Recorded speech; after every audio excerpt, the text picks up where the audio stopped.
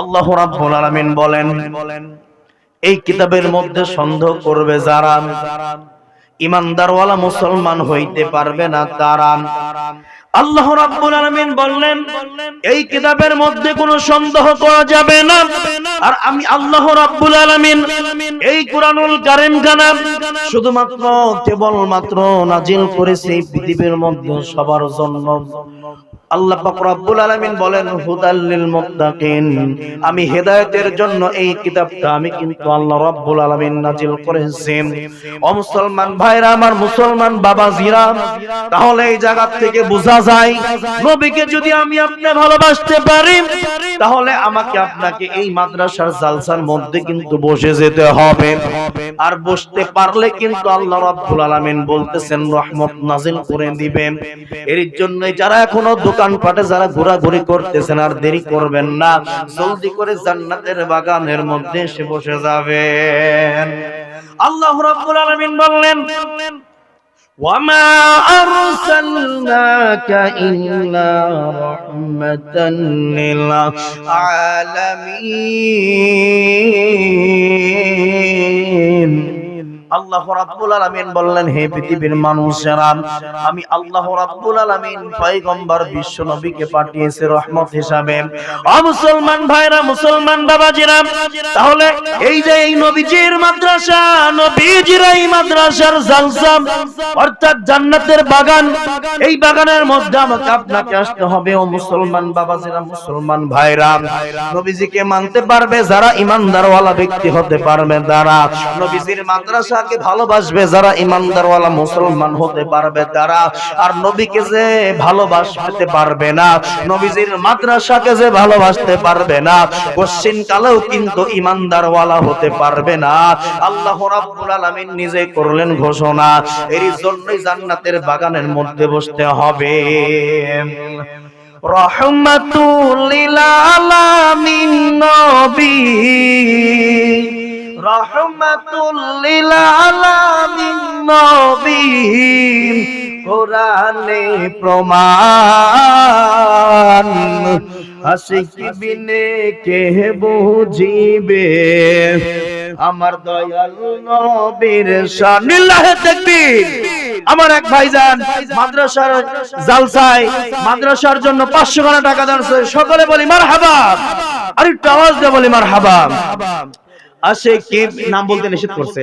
আশিকি বিনে কে বুঝিবে আমার দয়াল নবীর মান, উম্মত বিনে কে বুঝিবে আমার দয়াল নবীর শান। রহমাতুল লিল আলামিন নবী, কোরআনে প্রমাণ, আশিকি বিনে কে বুঝিবে আমার দয়াল নবীর শান, উম্মত বিনে কে বুঝিবে আমার দয়াল নবীর মান। নবী আমার আছেন রওজায় শুইয়া, কান্দে আছেন শুধু মাত্র উম্মতের মায়ায়। নবী আমার আছেন রওজা পাকে শুইয়া, কান্দে আছেন শুধু মাত্র উম্মতের মায়ায়। সেই নবীকে ভুল বুঝিলে, সেই নবীজির মাদ্রাসাকে না ভালোবাসিলে পাবে না জান্নাত। আশিক বিনে কে বুঝিবে আমার দয়াল নবীর শান, উম্মত বিনে কে বুঝিবে আমার দয়াল নবীর শান। ও মুসলমান ভাইরা, মুসলমান বাবাজিরা, আল্লাহ রাব্বুল আলামিন পৃথিবীর মধ্যে বলে দিয়েছেন নবীকে মহব্বত করা লাগবে, নবীজিকে ভালোবাসা লাগবে। তাহলে আল্লাহ তাআলার, আল্লাহর নবীজির মাদ্রাসাটাকে কিন্তু ভালোবাসতে হবে। ও মুসলমান ভাইরা, মুসলমান বাবাজিরা, ঠিক তেমনি ভাবে ও মুসলমান ভাইরা আমার, ঠিক তেমনি ভাবে আমার আপনার নবীর এক সাহাবী, আল্লাহ রাব্বুল আলামিন দেখেন কি কারিশমা মুসলমান ভাইরা, যার নাম হলো আবু তালহা। এই আবু তালহা ছোট্ট একটা সাহাবী। ও মুসলমান ভাইরা আমার, মুসলমান বাবাজিরা, আল্লাহ রাব্বুল আলামিনের রাসূলকে জীবনের শ্রেষ্ঠ চাইতে, জীবনের চাইতেও কিন্তু বেশি ভালোবাসা দিয়েছে। এই আবু তালহা কিন্তু নবীজিকে বেশি ভালোবেসেছেন। ও মুসলমান ভাইরা আমার, মুসলমান বাবাজিরা, সংকট তো ছেড়ে দিব রে বাবা। মুসলমান ভাইজানেরা আমার, বিশ্বনবীর এই ছোট্ট সাহাবী প্রতিদিন বাড়ির মধ্যে থাকে, তার বাবা কিন্তু রাসূলের দরবারে চলে যায়।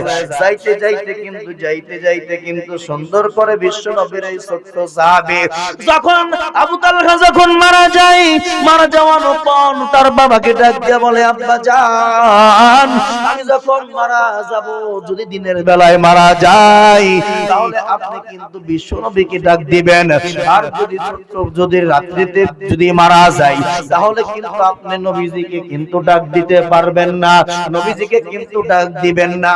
এই কথা বলার সঙ্গে সঙ্গে আবু তালহা তখন কিন্তু দুনিয়ার জমিন থেকে রাত্রিতে কিন্তু বিদায় হয়ে চলে যায়।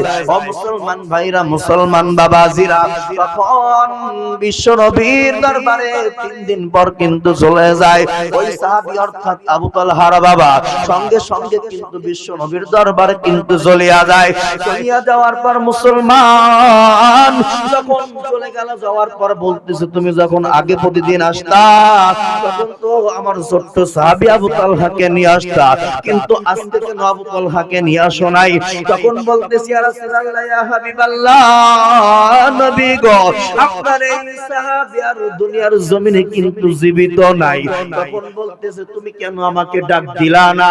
তখন বলতেছে, কেমনি ভাবে ডাক দিব, কেমনি ভাবে ডাক দিব?